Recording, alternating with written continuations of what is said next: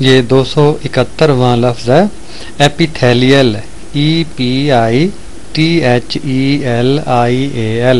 Epithelial tissues یعنی سطحی بافتیں جو کسی چیز کی کسی جسم کی سطح پر ہوتی ہیں، جیسے ہمارے انسانوں کے یا جانوروں کے جسم کے اوپر جلد ہوتی ہے، کھال ہوتی ہے، یا پھر کہیں کوئی گڑھا آ گیا ہے یا نالیاں آ گئی ہیں، وہاں کی بافتیں جو ہے وہ سطحی بافتیں کہلاتی ہیں، اس نالی کی سطح کی بافتیں۔ ایک ابتدائی حیوانی بافت جو خلیات کے ایک دوسرے کے مزید قریب آ جانے کے باعث ایک نمایاں صورت اختیار کر لیتی ہے، یعنی خلیات قریب قریب جیسے بنائی کرتے ہیں، دوہری تیری چوہری بنائی کرتے ہیں دھاگے کے ذریعے تو وہ موٹی تہ بن جاتی ہے، اسی طرح کی تہ بنی ہوئی ہوتی ہے ایپیتھیلیل ٹیشوز کی سطحی بافتوں کی۔ یہ کھلی سطحوں، نالیوں اور گڑھا نما جگہوں پر پائی جاتی ہیں اس طرح کی بافتیں۔ اور 272واں لفظ ہے ای سے شروع ہونے والا، یہ ہے ایکول، EQUAL، اس کا مطلب برابر، مساوی۔ وہ مقداریں جو ایک جیسی ہوں برابر مقداریں کہلاتی ہیں یا مساوی مقداریں کہلاتی ہیں۔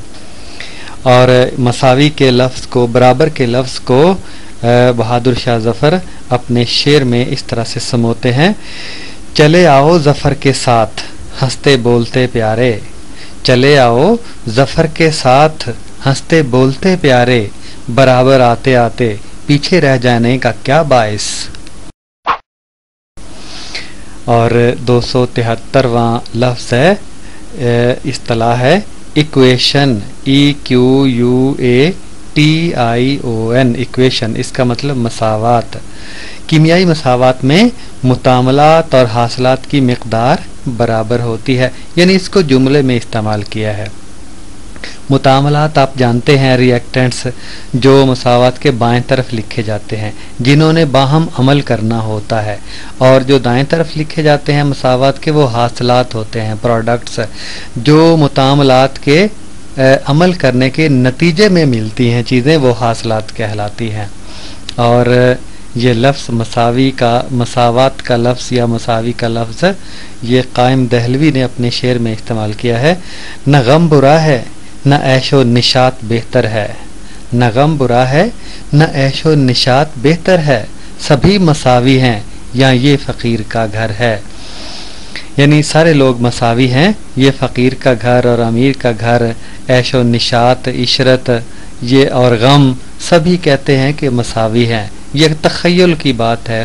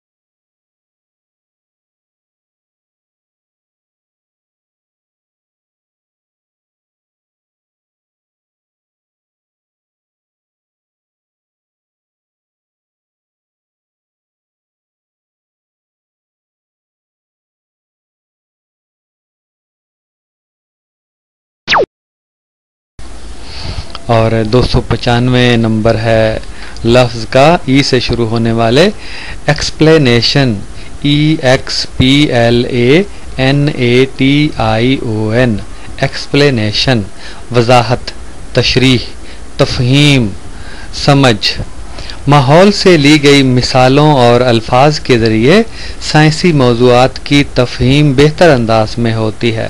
مثالیں اگر ہم قرب و جوار سے لیتے ہیں، مضافات سے، ماحول سے لیتے ہیں تو پھر بات ہمیں آسانی سے سمجھ آ جاتی ہے۔ ایسا نہیں کہ بات ہم کوئی کر رہے ہیں اور مثال اتنی دور کی دے رہے ہیں کہ جس چیز کی نہ تصویر بچوں نے دیکھی ہے نہ ماحول میں اس کا فہم ہے تو پھر بات اچھے طریقے سے سمجھ نہیں آتی۔ محسن نقوی کا ایک شعر ہے بالکل چھوٹی بحر میں، ایک سفر کی تشریح ہیں، ایک سفر کی تشریح ہیں، چاند چکور چنبیلی رات۔ اور 296 نمبر ہے لفظ کا ایکسپریس، EXPRESS، ایکسپریس، واضح کرنا، وضاحت کرنا یا اظہار کرنا۔ جس شخص کے پاس ذخیرہ الفاظ زیادہ ہوگا اتنا وہ اپنے موقف کی وضاحت بہتر طریقے سے کر سکے گا، اس لیے ہمیں اپنے پاس الفاظ کا ذخیرہ زیادہ رکھنا چاہیے۔ اور اظہار پر مرتضی برلاس نے شعر کہا ہے، حوصلہ اے جرأت اظہار پھر، حوصلہ اے جرأت اظہار پھر، آزمائش ہے تیری ایک بار پھر۔ اور 297 نمبر ہے لفظ کا ای سے شروع ہونے والے ایکسٹرنل، EXTERNAL، ایکسٹرنل، بیرونی، باہر والا، جلد کی طرف والا۔ خار چرمیا خاندان کے جانوروں کی بیرونی جلد خاردار ہوتی ہے، کانٹے دار ہوتی ہے۔ یہ خاندان کا نام ہے خار چرمیا۔ خار کا مطلب کانٹے اور چرم کا مطلب چم، جسے پنجابی میں ہم کہتے ہیں جلد۔ تو خار چرمیا یا خار جلدیا ایسے جاندار، ایسے جانور جن کی باہر والی جلد پر خار ہوتے ہیں، کانٹے ہوتے ہیں۔ بہت سے جانور ہیں، آپ ذہن میں لا سکتے ہیں۔